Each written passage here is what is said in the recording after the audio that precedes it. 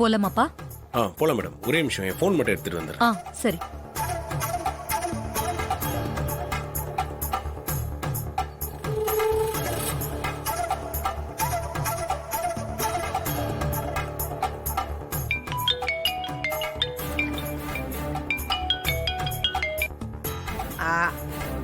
ஐயா கார்த்தி சொல்லியா?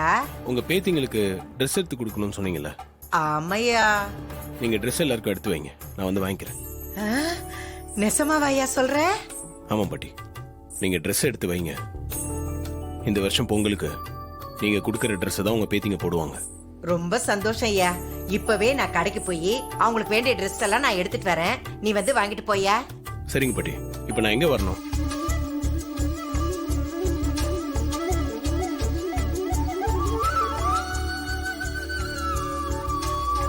சரிங்க பாட்டி. அப்பா. சரி மேடம், போலாம். ஆமாங்க, அந்த டிரைவர் பையன் நாம நேத்து தனியா பேசிட்டு இருந்ததை பாத்துட்டான்னு நினைக்கிறேன். அப்படியா? எதை வச்சு சொல்ற?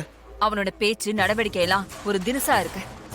அவன் நம்மளுக்கு கொடுக்கற டார்ச்சர் நாளுக்கு நாள் அதிகமாயிட்டே போகுது சந்திரா. அதோட அவன் நம்ம பேசினதை போட்டோ எடுத்து வச்சிருக்கான்னு தோணுது. என்ன சந்திரா சொல்ற? போட்டோ எடுத்து வச்சிருக்கானா? அப்படின்னா ரொம்ப டேஞ்சர் ஆச்சு நமக்கு. ஆனா எதையுமே அவன் நேரடியா சொல்லல.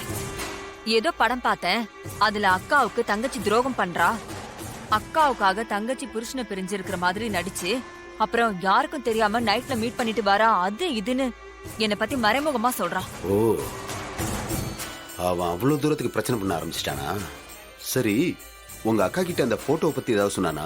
போட்டோவை அவகிட்ட காமிச்சிருந்தானா அவ நேரம் வீட்டை விட்டு துரத்திருப்பாங்க. அந்த மாதிரி எதுவும் காட்டல. அப்போ அவன்கிட்ட எந்த போட்டோ ஆதாரமும் இல்லைன்னு தானே அர்த்தம்? ஆதாரம் இருந்திருந்தா நேரம் உங்க அக்கா கிட்ட காமிச்சிருப்பானே. சந்திரா, அவன் அவன்கிட்ட சும்மா உதறிவிட்டு இருக்கான். அதை உண்மைன்னு நம்பி நீ பயந்து போயிருக்க. இல்லங்க, அவன் பயமுறுத்துறதுக்காக இந்த மாதிரி செஞ்சதா எனக்கு தோணல. அவன் கிட்ட ஆதாரம் இருக்கு. ஏதோ ஒரு காரணத்துக்காக இப்ப அதை வெளியில காட்டாம இருக்கான்னு நினைக்கிறேன். சரி, அவன் அப்படி காட்டாம இருக்கிற வரைக்கும் நமக்கு நல்லதுதான். அப்படியெல்லாம் நம்ம அசால்ட்டா இருக்க முடியாதுங்க. அவன் தலைக்கு மேல தொங்குற கத்தி. என்னைக்கா இருந்தாலும் அவன் நமக்கு ஆபத்து தான். சரி, அதுக்கு இப்ப என்ன பண்ணலான்ற? அவன் யாரு, எந்த ஊரு, என்ன விவரம்னு விசாரிக்க சொன்னனே, விசாரிச்சிங்களா? சுத்துப்பட்டுல இருக்கிற எல்லா ஊர்லயும் அவன் போட்டோவை காட்டி விசாரிச்சிட்டேன்.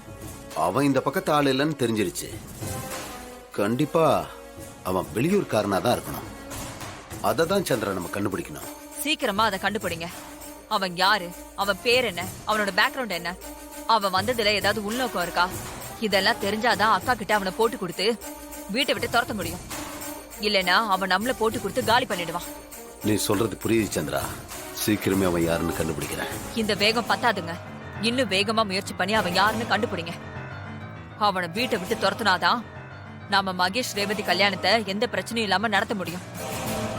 அது மூலியமா என் அக்கா காரிய பழிவாங்கவும் முடியும். கண்டிப்பா செய்யறேன் சந்திரா. ரேவதி கல்யாணத்தப்ப அந்த டிரைவர் வீட்டுல இருக்க மாட்டான். சரிங்க, அப்ப நான் கிளம்புறேங்க. பாத்து போ.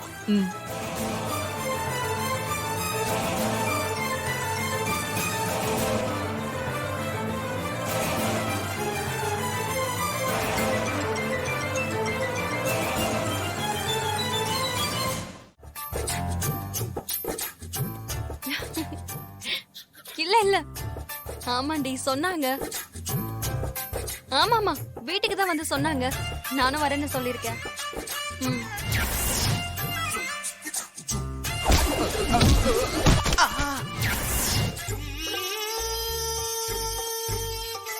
ஏ ரோஹிணி, ஜாலியா போன் பேசிக்கிட்டு இருக்கியா? நீ எல்லாம் ஒரு பொண்டாட்டியாடி. அப்படி என்ன நான் பெருசா தப்பு பண்ணிட்டேன்? ஜஸ்ட் ஒரு கால், அதுவும் ஏன் கால். புருஷன் கால் போட்டது தப்பா?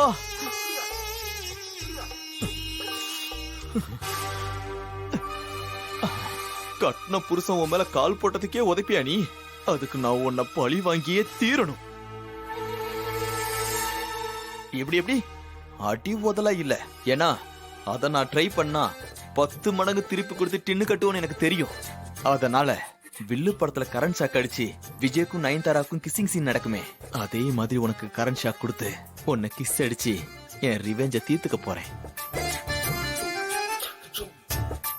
எஸ், ரிவெஞ்ச் தான், ஆனா ஸ்வீட் ரிவெஞ்ச். அந்த மெத்தட் தான் நான் ஃபாலோ பண்ண போறேன். ம்ம். ம்ம்.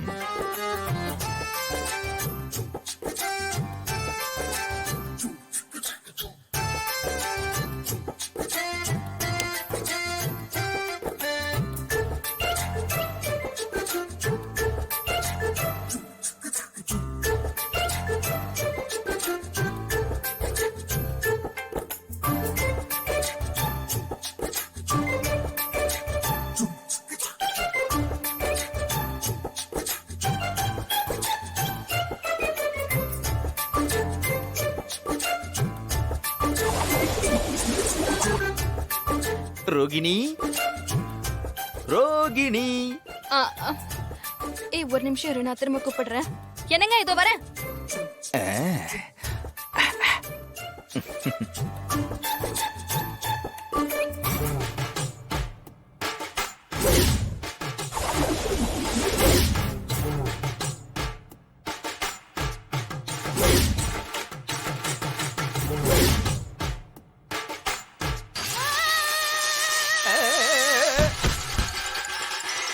எஸ், சாக்கு எடுத்துருச்சு.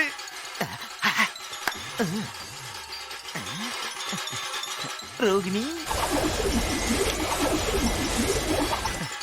ரகு